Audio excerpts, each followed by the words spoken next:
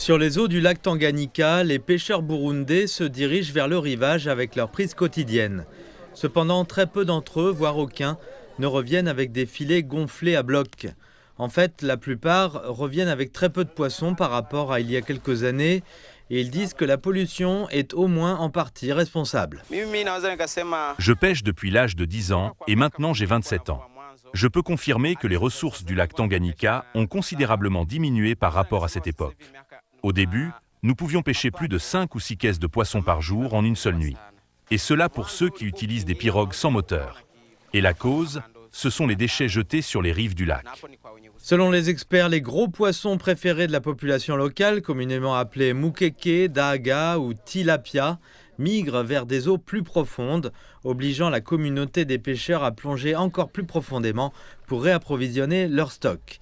L'impact sur les prix du marché se ressent de manière aiguë par les commerçants et les consommateurs. Quand la pêche avait été bonne, ce tas de poissons pouvait se vendre environ un demi-dollar.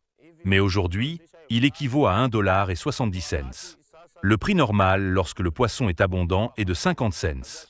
Si nous avons du poisson, nous le vendons à bas prix. Si nous n'en avons pas, le prix augmente. Nous n'avons pas de prix fixe pour le poisson. Il varie en fonction des prises. Face à ces défis, certains pêcheurs ont choisi d'improviser. Saidi Nkurunziza est l'un d'entre eux et affirme que le fait de se lancer dans la pisciculture a fait la différence. Nous pêchons ici dans un marais où nous élevons des poissons.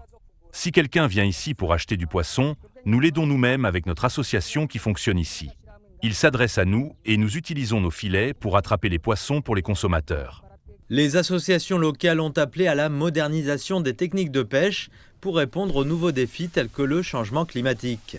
Dans le même temps, elles espèrent que les autorités pourront aider à lutter contre la pollution et à sauvegarder les points d'eau du pays.